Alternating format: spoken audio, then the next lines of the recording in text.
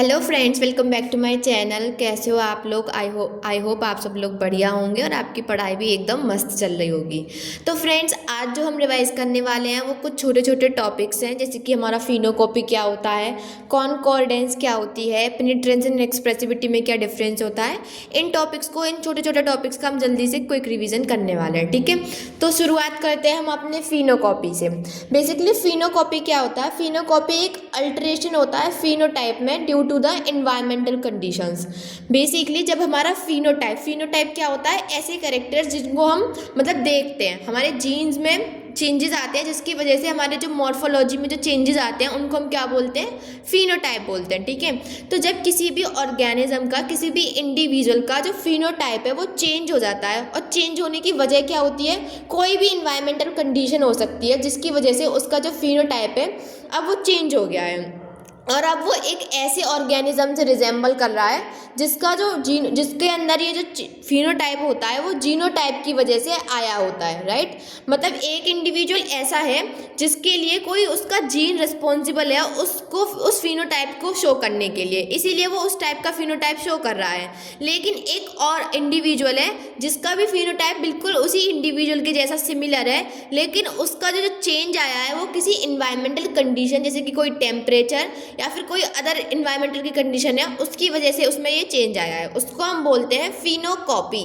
नाम से ये समझ में आ रहा है, फिनोटाइप को कॉपी करना, फिनोकॉपी, ठीक है। इसका एग्जाम्पल हम हिमालयन रैबिट से समझ सकते हैं। जैसे कि जो हिमालयन रैबिट होता है, अगर वो मॉडरेट क्लाइमेट में रहता है तो उसकी जो बॉडी होती है ना वो एकदम वाइट होती है, बस उसके जो ईयर्स और उसकी जो टेल्स होती हैं वो कैसी होती हैं? ब्लैक कलर की होती हैं, और कंप्लीट बॉडी जो होती है वो वाइट कलर की होती है, ठीक है। वहीं अगर हम इस हिमालयन रैबिट को कोल्ड क्लाइमेट में रख दें तो कोल्ड क्लाइमेट में जाने के बाद ये जो हिमालयन रैबिट है वो अपना फिनोटाइप ही चेंज कर देता है, अब वो कंप्लीट ब्लैक कलर का हो जाता है, ठीक है। इसका मतलब क्या है कि अब वो बिल्कुल एक ऐसे रैबिट के जैसा सिमिलर हो गया है जो नेचुरली ब्लैक कलर का होता है बिकॉज ऑफ इट्स जीनोटाइप, ठीक है। तो ये था हमारा फिनोकॉपी। ये जो हमारा फिनोकॉपी होता है is a non inheritable change, मतलब ये पेरेंट से ऑफस्प्रिंग में ट्रांसफर नहीं हो सकता, ये नॉन इनहेरिटेबल होता है, ठीक है। इसका और एग्जांपल हम समझ सकते हैं रिकेट से। हमको पता है जो रिकेट्स होता है वह अगर नॉर्मली कैसे होता है, जब किसी जीन में म्यूटेशन हो जाए, ठीक है, तो जिसकी वजह से हमें रिकेट्स होता है, जिसकी वजह से जो ऑर्गेनिज्म होता है वो अनेबल होता है to store the bone minerals, ठीक है। ये हमारा नेचुरली होता है रिकेट्स। लेकिन हम जानते हैं कि जो हमारा रिकेट्स होता है ये विटामिन डी की वजह से भी हो सकता है। अगर कोई ऑर्गेनिज्म विटामिन डी को लेस अमाउंट में कंज्यूम कर रहा है तब भी उसको क्या हो जाता है? रिकेट्स हो जाता है। तो ये रिकेट्स क्या है? एक तरीके, ये वाला जो रिकेट्स है वो एक तरीके की फिनोकॉपी है, जो कि नेचुरल तरीके से रिकेट्स होता है उसकी, ठीक है। इसका एक और एग्जाम्पल लेके हम समझते हैं, जैसे कि हमारी जो डिफॉर्मिटीज़ होती है लिम्स के अंदर, नॉर्मली ये जो बेबी होते हैं उनके अंदर उनकी जो लिम्स में जो डिफॉर्मिटीज़ आती है, मतलब उनकी जो उंगलियां वगैरह होती हैं वो थोड़ी टेढ़ी मेढ़ी हो जाती हैं, वो नॉर्मली किसकी वजह से होती है?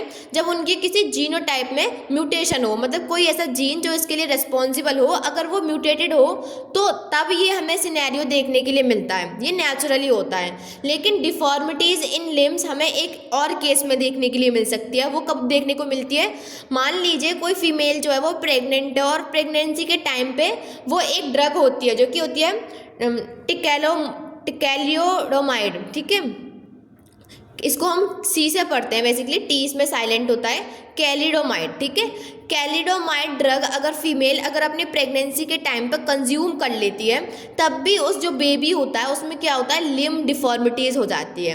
तो ये कुछ एग्जाम्पल थे हमारे फिनोकॉपी के बारे में। अगर हम इसके इंपॉर्टेंट पॉइंट बताएं तो हमें क्या याद रखना है कि ये जो फिनोटाइप है उसमें अल्टरेशन आती है, अल्टरेशन की वजह जो है वो इन्वायरमेंटल की कंडीशन होती है, और ये जो फिनोकॉपी होता है वो नॉन इनहेरिटेबल होता है। बाकी तो हमने सिर्फ इनको एग्जाम्पल्स को समझने के लिए रखा था, ठीक है। अब हम जानते हैं कि कॉनकॉर्डेंस क्या होता है। कॉनकॉर्डेंस बेसिकली ये वाला जो हमारा ये जो स्टडी होती है वो हमारे ट्विंस जो बेबी होते हैं उनके लिए होती है, ठीक है। तो ये क्या है? इट इज़ अ प्रोबेबिलिटी और rate at which pairs of individuals typically twins share the same trait, disease और फिनोटाइप।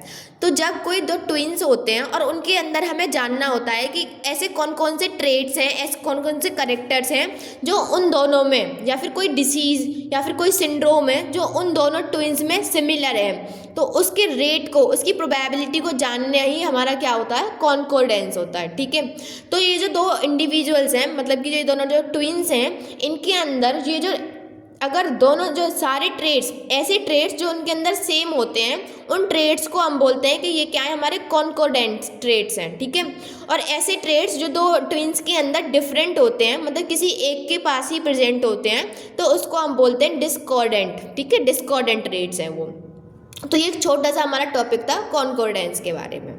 अब हम जानते हैं कि पेनिट्रेंस एंड एक्सप्रेसिविटी में क्या डिफरेंस होता है। ऑल्दो आई होप ये तो सबको पता ही होता है वैसे नॉर्मली कि पेनिट्रेंस और एक्सप्रेसिविटी में क्या डिफरेंस होता है, बट हम एग्जाम टाइम पे जाके हम भूल जाते हैं कि अरे यार पेनिट्रेंस क्या था, एक्सप्रेसिविटी क्या था।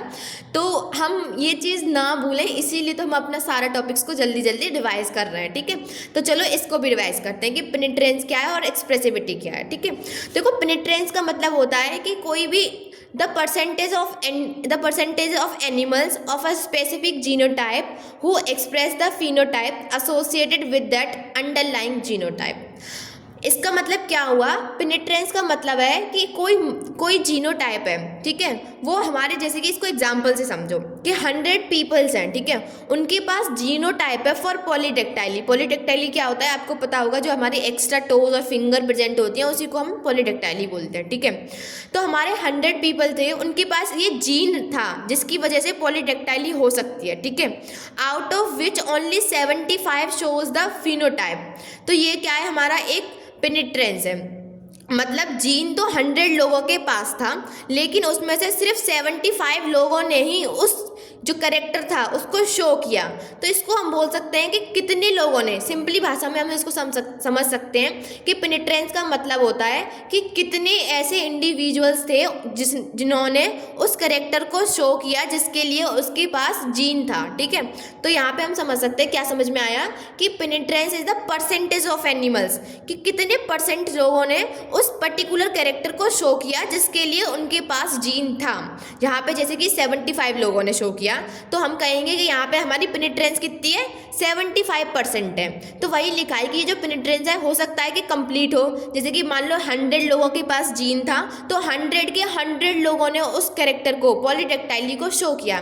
ठीक है, तो ये हो जाती है हमारी कंप्लीट पेनिट्रेंस। लेकिन अभी हमने देखा कि 100 लोगों के पास था लेकिन सिर्फ 75 लोगों ने उसे शो किया, तो ये क्या हो गई, हमारी इनकम्प्लीट पेनिट्रेंस हो गई। ठीक है, अब हम समझते हैं कि एक्सप्रेसिविटी क्या है।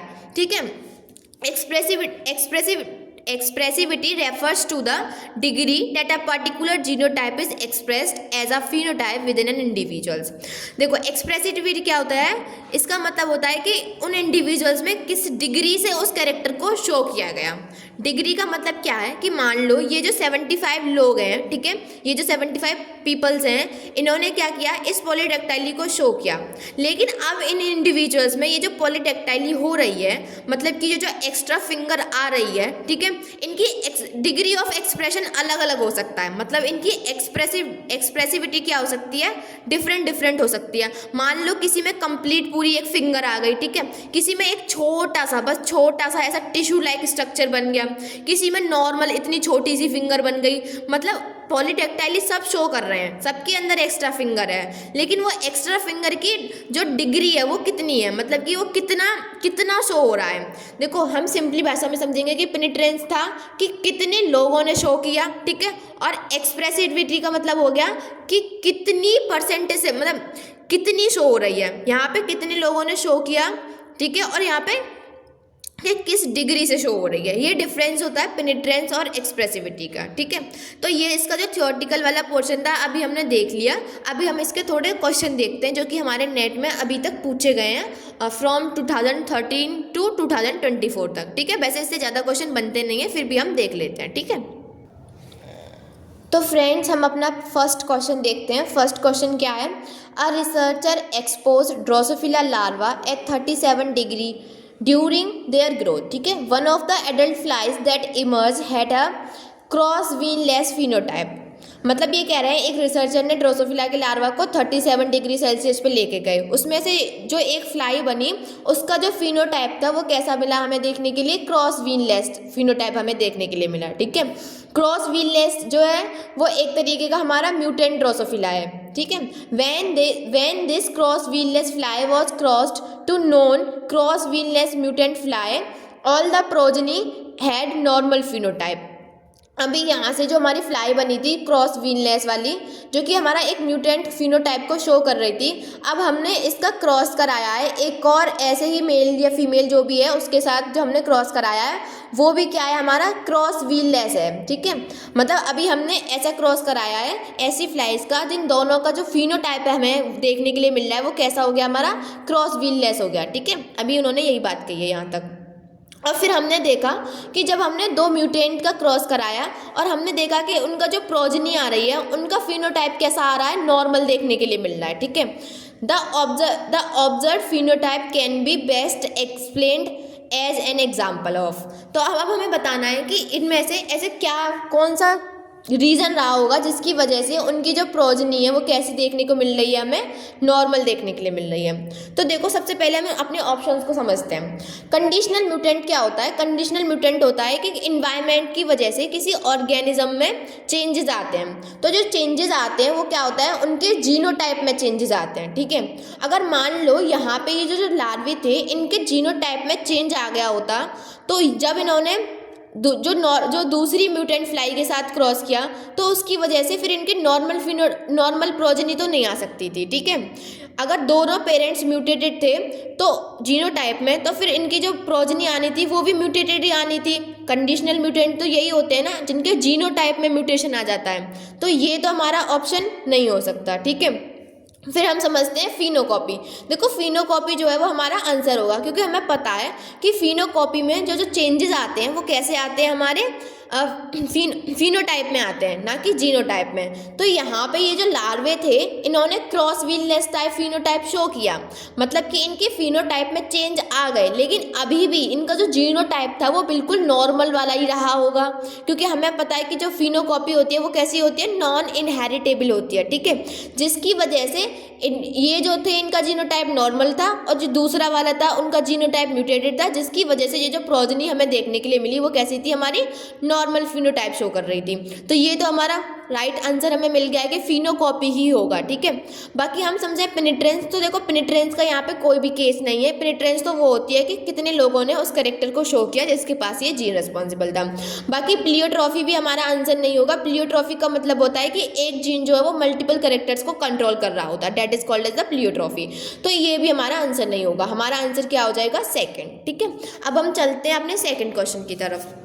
सेकेंड क्वेश्चन क्या है, human polydactyly traits having extra fingers और toes are caused by a dominant allele. ठीक है, हमें पता है कि ये जो पॉलीडेक्टाइली है वो एक डोमिनेंट अलील की वजह से होती है। ठीक है, in a screening it was found that out of 42 individuals having an allele for polydactyly only 38 of them are पॉलीडेक्टाइलस।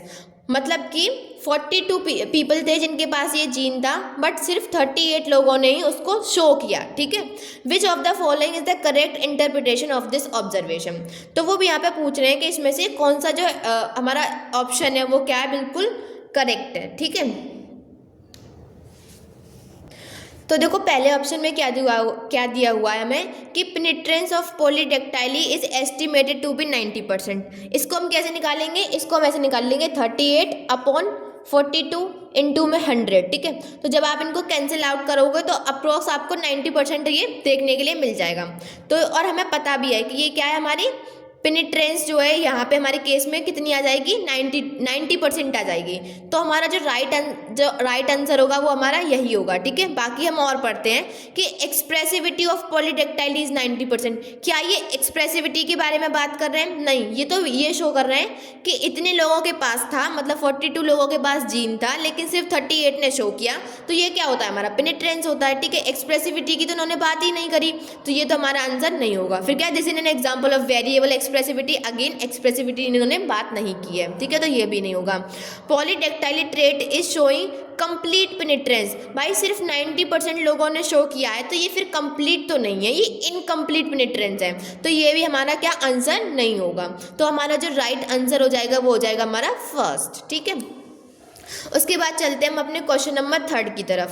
Question number 3 क्या है, monozygotic and dizygotic twins are use to study the onset of mental illness, ठीक है, मतलब monozygotic और dizygotic twins हैं, इनको हम study कर रहे हैं मेंटल इलनेस को स्टडी करने के लिए। The influence of genetic factor on this disease can be done by calculating the, तो वही पूछ रहे हैं हमसे कि अगर हम इन ट्विंस के अंदर जेनेटिक फैक्टर्स की स्टडी करने वाले हैं किसी भी डिसीज की, तो उसको हम कैसे कर सकते हैं। तो इसका हमने पढ़ा था कॉन्कोर्डेंस रेट के थ्रू, है ना।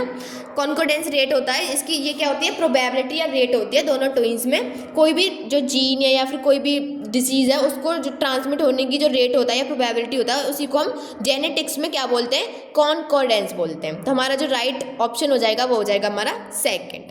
अब चलते हैं हम क्वेश्चन नंबर 4 की तरफ। क्वेश्चन नंबर 4 क्या है, given below are statement on concept of genetics, basically fill in the blanks हैं और हमें इनको फिल करना है, ठीक है। Which of the following option represents the most appropriate sequence of terms to fill the blanks all the blank spaces in above statement, तो वही हमें इन स्टेटमेंट्स में हमें जो इनके गैप्स हैं इनको फिल करना है, ठीक है। तो पढ़ते हैं, the degree to which a particular gene is expressed in a phenotype is called, क्या बोलते हैं भाई, अगर हम डिग्री की बात कर रहे हैं तो इसका मतलब है कि हम बात कर रहे हैं एक्सप्रेसिविटी की, ठीक है। अगर हम परसेंटेज की बात कर रहे होते तो हम बात कर रहे होते पेनिट्रेंस की, तो मेरा ए में तो एक्सप्रेसिविटी आना चाहिए। देखो यहाँ पे क्या है, पेनिट्रेंस दे रखा है, एक्सप्रेसिविटी अभी हमारे फर्स्ट ऑप्शन में हमें देखने के लिए मिल रहा है, ठीक है। और पढ़ते हैं, a heritable change in the gene expression that does not result from a change in the nucleotide sequence of the genome is called dash change, तो इसमें मुझे एपिजेनेटिक देखने के लिए मिल रहा है। देखो हमें पता भी है एपिजेनेटिक क्या होता है, जब हम किसी भी जीन का जो न्यूक्लियोटाइड है उसको चेंज नहीं कर रहे हैं, बस उसमें हम सुपरफिशियली जैसे मिथाइल ग्रुप को ऐड कर रहे हैं या फिर एडिनाइलेशन कर रहे हैं या फिर मिथाइलेशन कर रहे हैं या फिर फॉस्फोराइलेशन कर रहे हैं, कुछ ऐसे चेंजेस कर रहे हैं जिसकी वजह से अब जो हमारा फिनोटाइप है वो हमें चेंज होता हुआ दिखता है, तो ऐसे चेंजेस को हम क्या बोलते हैं, एपिजेनेटिक्स बोलते हैं, ठीक है। ये तो आप लोगों ने पढ़ा ही होगा। तो यहाँ पे जो बी वाला है उसमें मेरा एपिजेनेटिक्स मेरे को सही लग रहा है अभी अपना ऑप्शन में, ठीक है। फिर पढ़ते हैं हमारा सी ऑप्शन क्या है, the frequency with which a dominant और homozygous recessive gene is phenotypically express within a population is called penetrance. ये तो सिंपल है, ये तो अभी हमने पढ़ा कि पेनिट्रेंस होता है जब हम फ्रीक्वेंसी या फिर परसेंटेज की बात करते हैं तो वो हमारी क्या होती है, पेनिट्रेंस होती है, ठीक है। तो देखो सी में यहाँ पे इन्होंने पेनिट्रेंस दे रखा है, बस अब मुझे डी वाला चेक करना है। डी क्या है, an allele that result in the death of the organism that is homozygous for the allele is, तो ये क्या है, रिसेसिव लीथल। आपको पता होगा जो हमारे लीथल जीन्स जो होते हैं वो क्या होते हैं, अगर किसी ऑर्गेनिज्म की बॉडी में अगर लीथल जीन अपने आप को एक्सप्रेस कर देते हैं तो वो क्या करा देते हैं, उस ऑर्गेनिज्म की डेथ करा देते हैं, इसीलिए तो उन्होंने उनको लीथल जीन बोलते हैं, ठीक है। तो मेरा जो पहला ही ऑप्शन है वो बिल्कुल करेक्ट लग रहा है, ठीक है, और बाकी सेकंड तो मेरे को मिल गया कि वो इनकरेक्ट है।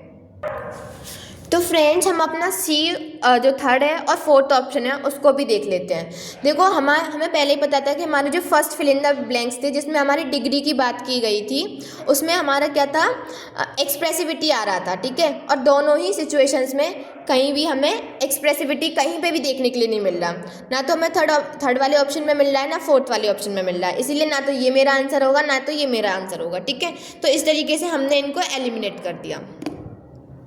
तो फ्रेंड्स ये था हमारे आज के कुछ छोटे से टॉपिक्स जिनसे ज़्यादा क्वेश्चन बने नहीं हैं, सिर्फ 4 ही क्वेश्चन हमें देखने के लिए मिले जिनको हमने रिवाइज कर लिया। तो आज के लिए इतना ही, फिर हम कल मिलेंगे किसी नए जेनेटिक्स के टॉपिक के साथ। जब तक के लिए bye bye and thank you for watching this video friends.